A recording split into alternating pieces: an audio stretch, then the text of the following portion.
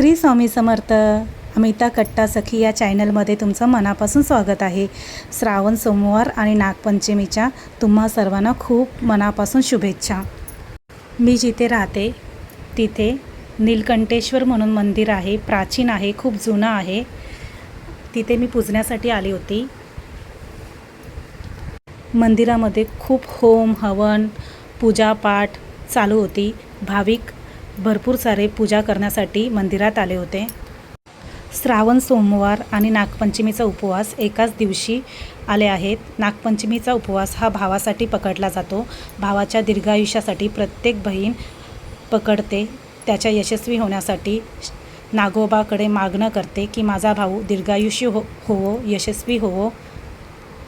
श्रावण महिन्यात पहिल्या सणाची सुरुवात नागपंचमीपासून होते। नागपंचमीचा हा सण शुक्ल पक्षातील पंचमीला केला जातो।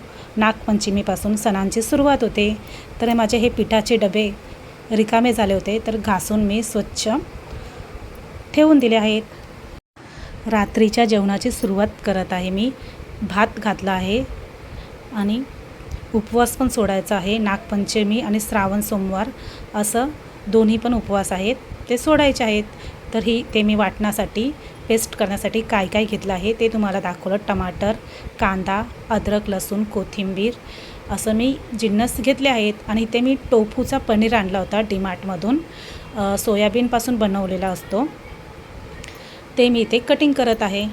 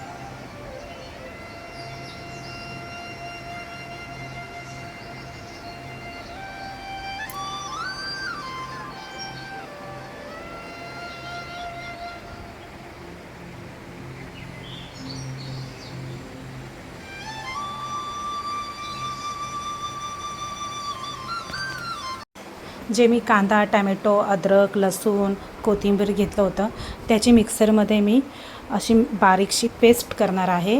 पण मी घेतलेला भांडा छोटा आहे, मी मोठा भांडा घ्यायला पाहिजे होता, याच्यात बसतच नव्हता। तर पेस्ट करून झाल्यावर पुन्हा मी जे उरलेलं कांदा बिंदा होता ते परत मी त्या भांड्यामध्ये टाकत आहे आणि परत अशी फिरवून घेणार आहे गरकन। मिक्सरमध्ये पेस्ट घेतली होती, त्याच्यामध्ये हिरव्या 2 मिरच्या टाकायला मी विसरली होती। तर मी अशा स्वच्छ धुवून मिरच्या हाताने तोडूनच घेतल्या आहेत। आणि लसूण इथे फोडणीसाठी बारीक अशी कटिंग करत आहे। मोठी लसूण होती ती बारीक अशी चॉपिंग करत आहे, बारीक करत आहे।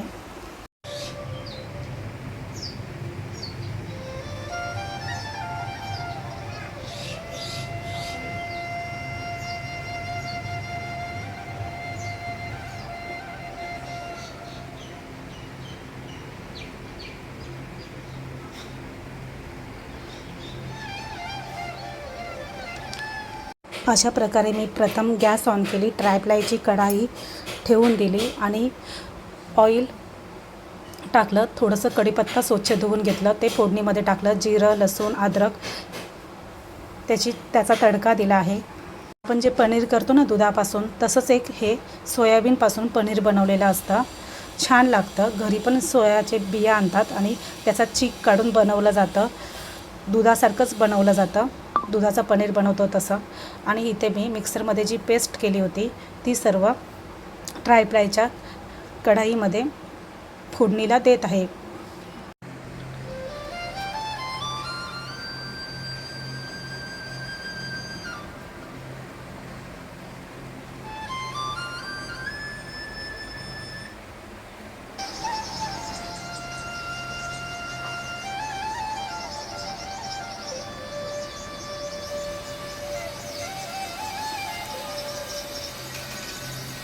ट्रायप्लायच्या कढाईमध्ये जे मिक्सरमध्ये जी पेस्ट केली होती ते मी त्याने जे रंग चेंज केल्यानंतर सुके मसाले सर्व टाकत आहे. हिंग, तिखट मसाला, मालवणी तिखट मसाला आपल्या चवीनुसार घेत आहे. मीठ, टर्मरिक पावडर, गरम मसाला हे सर्व जिन्नस मी सुके मसाले टाकत आहे. मस्तपैकी त्याने रंग चेंज केला की मग कटिंग केलेले पनीर मी त्याच्यामध्ये टाकून देणार आहे. हे मसाले आता मी चमच्याने मिक्स करणार आहे.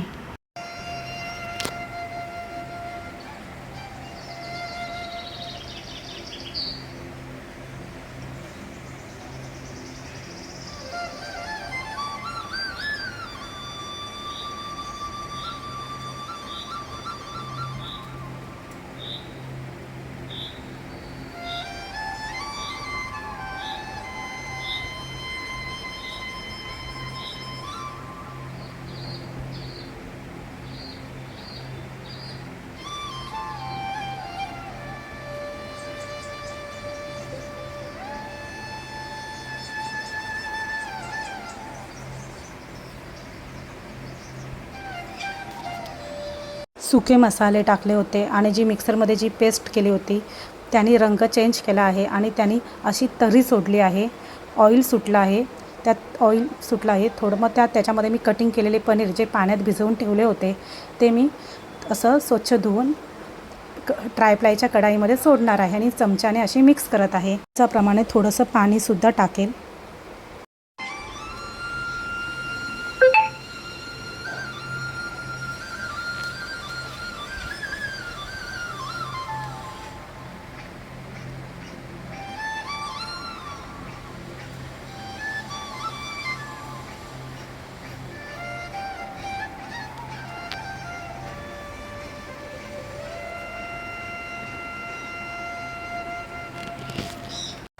इथे माझी स्वराज आणि सानूची मस्ती चालू होती.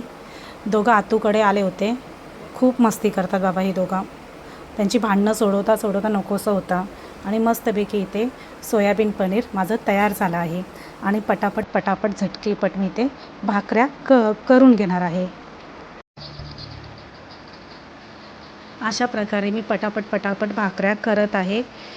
भाजी रस्सेदारच करते जी भाताबरोबर पण होऊन जाईल आणि भाकरीबरोबर पण होऊन जाईल. 4 ते 5 भाकऱ्या लागतात आम्हाला.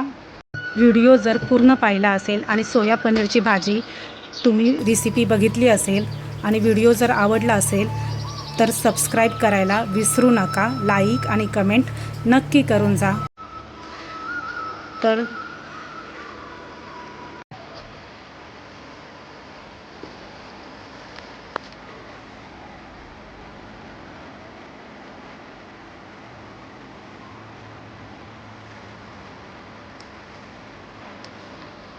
तर असा हा दिवस आमचा होता नागपंचमी आणि श्रावण सोमवारचा. जर व्हिडिओ पूर्ण पाहिला असेल तर सबस्क्राईब करायला विसरू नका. Bye bye, Tata.